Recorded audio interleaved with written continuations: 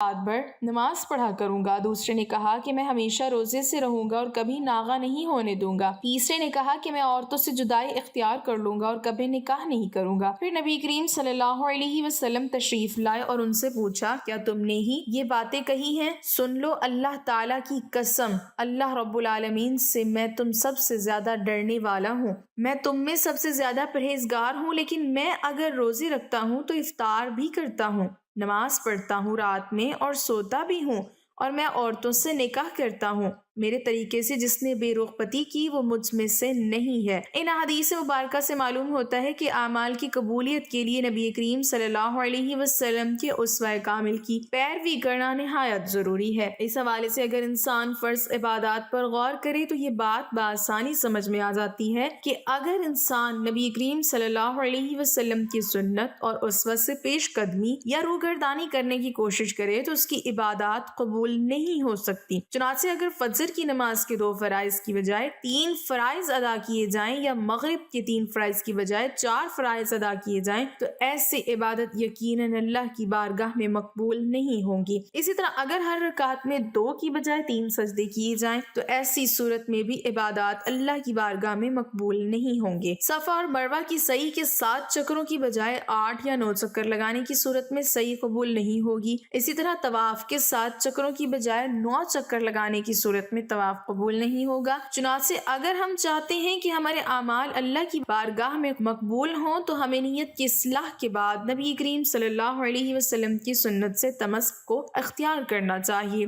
اسی اصلاح نیت اور سنت سے تمسک کی وجہ سے ہمارے اعمال قبولیت سے ہمکنار ہو سکتے ہیں۔ اللہ تبارک و تعالیٰ نے سورہ ملک کی پہلی 2 آیات میں ارشاد فرمایا، بہت بابرکت ہے وہ ذات جس کے ہاتھ بادشاہی ہے اور جو ہر چیز پر قدرت رکھنے والا ہے، جس نے موت اور حیات کو اس لیے پیدا کیا تاکہ تمہیں آزمائے کہ تم میں سے احسن عمل کون کرتا ہے۔ گویا کہ نظام ہستی کے بنانے کا مقصد انسانوں کے اعمال کو جانچنا تھا۔ سورہ عصر میں بھی اللہ تبارک و تعالیٰ نے زمانے کی قسم کھانے کے بعد اس بات کا ذکر کیا کہ بے شک انسان خسارے میں ہے سوائے ان لوگوں کے جو ایمان لائے اور انہوں نے نیک عمل کیے اور ایک دوسرے کو حق اور صبر کی تلقین کرتے رہے۔ گویا کہ انسانوں کو گھاٹے سے بچنے کے لیے اچھے اعمال کو بجا لانا چاہیے۔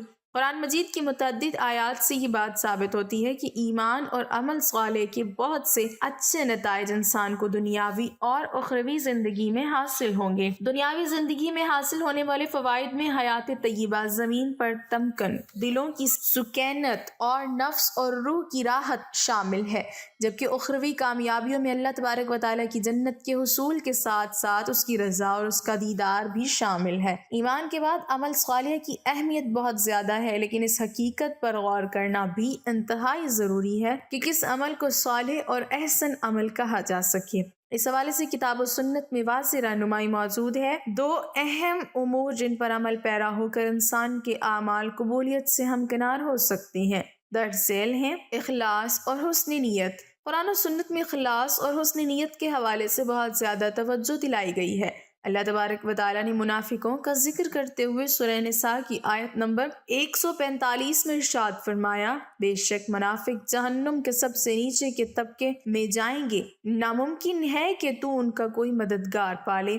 لیکن آگے چل کر اللہ تبارک و تعالیٰ اعلان فرماتے ہیں، مگر جو توبہ کر لے اور اصلاح کر لیں اور اللہ تبارک و تعالیٰ کو مضبوطی سے تھام لیں اور اپنے دین کو اللہ کے لیے خاص کر لیں تو یہ لوگ مومنوں کے ساتھ ہوں گے اور اللہ تبارک و تعالیٰ مومنوں کو اجر عظیم عطا فرمائے گا۔ اسی طرح سورہ زمر کی آیت نمبر 2 اور 3 میں اللہ تبارک و تعالیٰ ارشاد فرماتے ہیں، بس آپ اللہ ہی کی عبادت کریں، اسی کے لیے دین کو خالص کرتے ہوئے، خبردار دین خالص کرتے ہوئے، خبردار دین خالص اللہ تبارک و تعالیٰ ہی کے لیے ہے۔ احادیث طیبہ سے یہ بات بھی معلوم ہوتی ہے کہ اعمال بظاہر کتنے ہی خوشنما کیوں نہ ہوں، اگر ان میں خلوص نہیں ہوگا تو اعمال قبولیت کے درجے تک نہیں پہنچ سکیں گے۔ چنانچہ ایک حدیث طیبہ میں ایک قاری یا عالم کا ذکر ہے، اسی طرح ایک مجاہد اور سخی کا بھی ذکر ہے۔ ان لوگوں نے اچھے اعمال دکھلاوے کے لیے کیے ہوں گے، گو کہ لوگ ان کو نیک اور صالح ہی سمجھتے ہوں گے، لیکن اللہ تبارک و تعالیٰ انسانوں کی نیت سے بخوبی آگاہ ہیں اور دلوں کے بھیدوں کو جاننے والے ہیں۔ وہ قیامت کے دن ان ریاکاروں کو کامیاب اور کامران کرنے کی بجائے ناکام اور نامراد کر دیں گے۔ ان سے جب ان کے اعمال کے بارے میں سوال کیا جائے گا تو قاری اور عالم اپنی علمی خدمات کا، جبکہ مجاہد اپنے جہاد اور سخی اپنی سخاوت کا ذکر کرے گا۔ اللہ تبارک و تعالیٰ اس موقع پر انہیں کہیں گے، تم نے یہ کام شہرت اور دکھلاوے کے لیے کیے، بس تم جو چاہتے تھے تمہیں کہا گیا۔ اللہ تبارک و تعالیٰ ان کو جنت میں داخل کرنے کی بجائے جہنم کے دہکتے ہوئے شعلوں میں اتار دے گا۔ اس کے بالمقابل سورہ بقرہ کی آیت نمبر 110 اور سورہ مزمل کی آیت نمبر 20 میں اللہ تبارک و تعالیٰ فرماتے ہیں،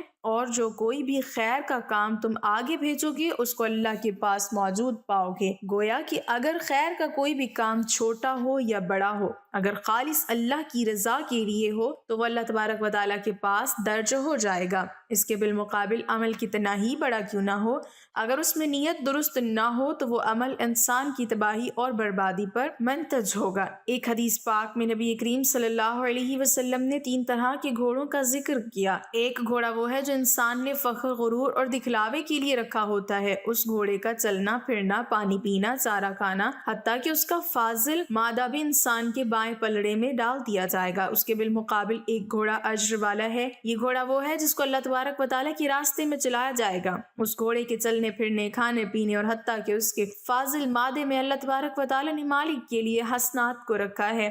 تیسرے گھوڑا پردے والا ہے جس کو انسان اپنی ضرورت کے لیے استعمال کرتا ہے۔ یہ گھوڑا گو انسان کے لیے اجر کا باعث نہ بھی ہو، انسان کی تباہی پر منتج نہیں ہوگا۔ اعمال کی قبولیت کے لیے اپنی نیت کی اصلاح کرنا انتہائی ضروری ہے۔ حدیث پاک میں جہاں پر یہ بات آئی ہے کہ بے شک اعمال کا دار و مدار نیتوں پر ہے، وہاں پر اس بات کا بھی ذکر موجود ہے کہ جس کی ہجرت اللہ